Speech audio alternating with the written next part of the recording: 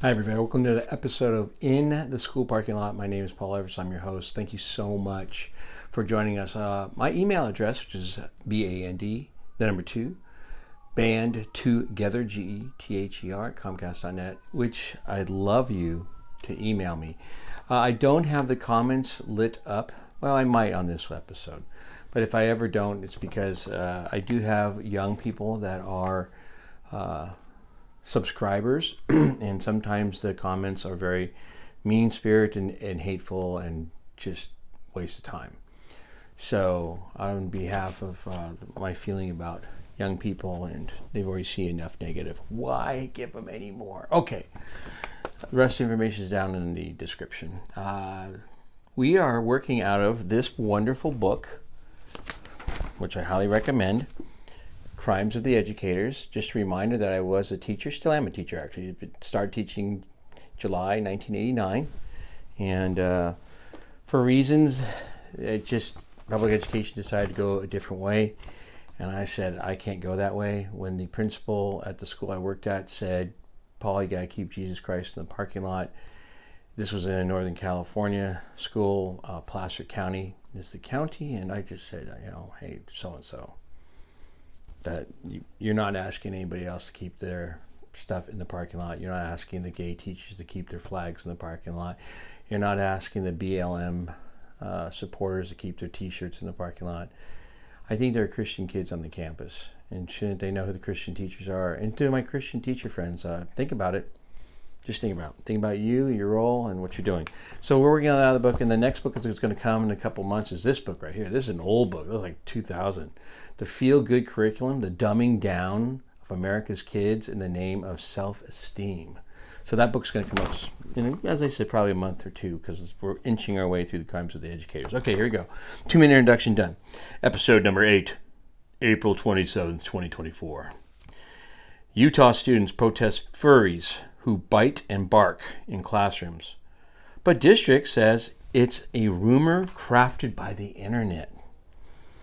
By social links for Catherine Donlevy, published April 18th, 2024.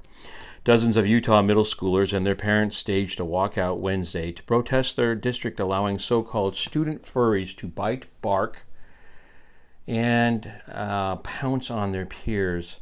A deranged accusation, the school said, is nothing more than a wild rumor.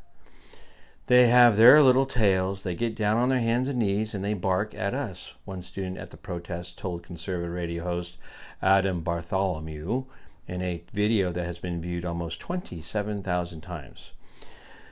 Another alleged that the young furries spray human repellent at other students and claimed that those who complain about the animalistic behavior get suspended.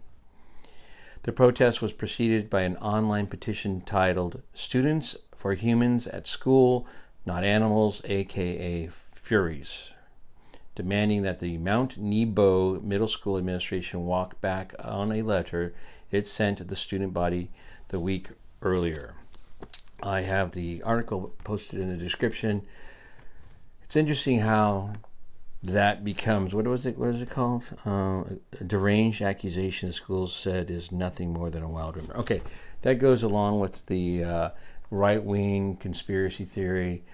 Again, never hear anything about a left-wing conspiracy theory. It's always right-wing. It's this kind of a thing. It says deranged accusation, the school said, is nothing more than... Prove it. Prove it's a rumor then. I don't think it's a rumor.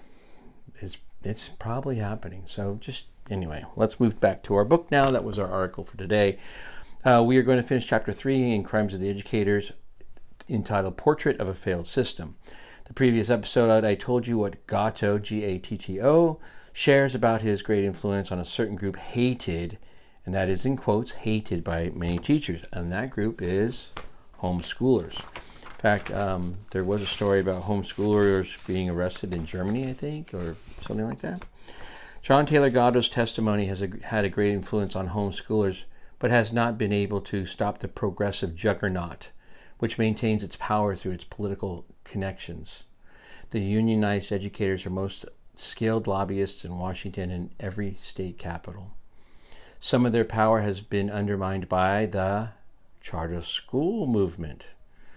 But charter schools are public schools and thus cannot wander too far off the plantation. They are more of a threat to the Union than to the progressive utopians who still control national curriculum development. When progressives, doctors of education, write on school reform, you know that what they are doing is simply trying to justify their own salaries by advancing the utopian cause. They are the best paid professionals in America. The damage they have done to American education is beyond calculation. That's the end of chapter 3. And again, I'm not reading word for word because I do want you to buy the book. And frankly, I don't want the author to get too mad at me. Okay, so here we go. Let's start chapter 4. How dumbed down are we? John Taylor Gatto said, quote, only a desperado would blindly trust his children to a collection of untested strangers and hope for the best. Ed Hirsch Jr.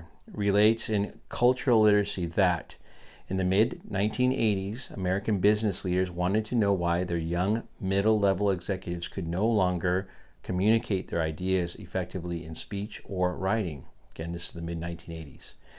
They wanted to know why, despite the great advances in the technology of communication, and that's the 1980s, the effectiveness of business communication had been slipping to the detriment of our competitiveness in the world. Remember, that's 40 years ago. This is 40 years ago.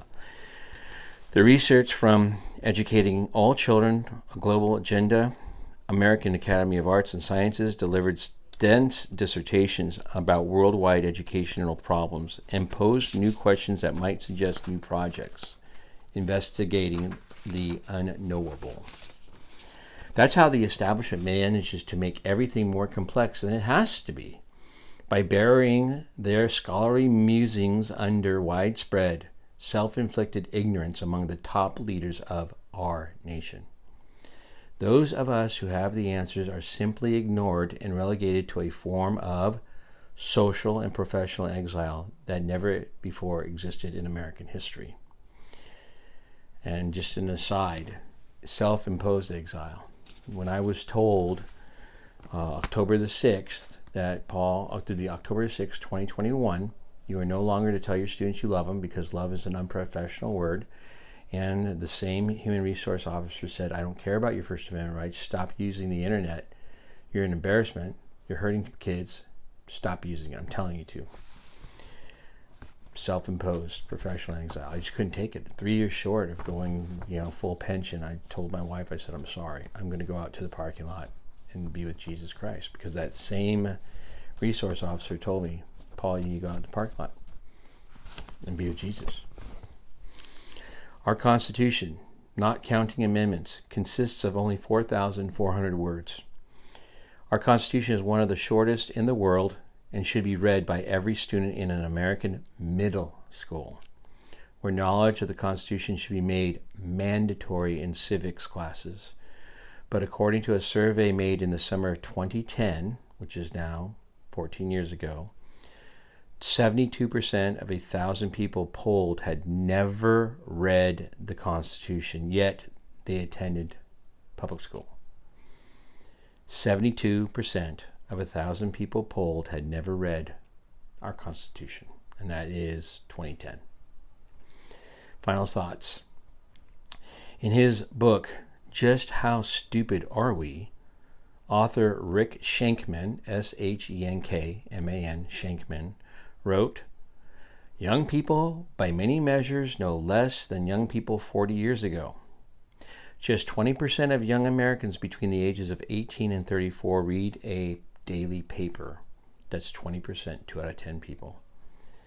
When one college teacher required a class to listen to NPR for an hour,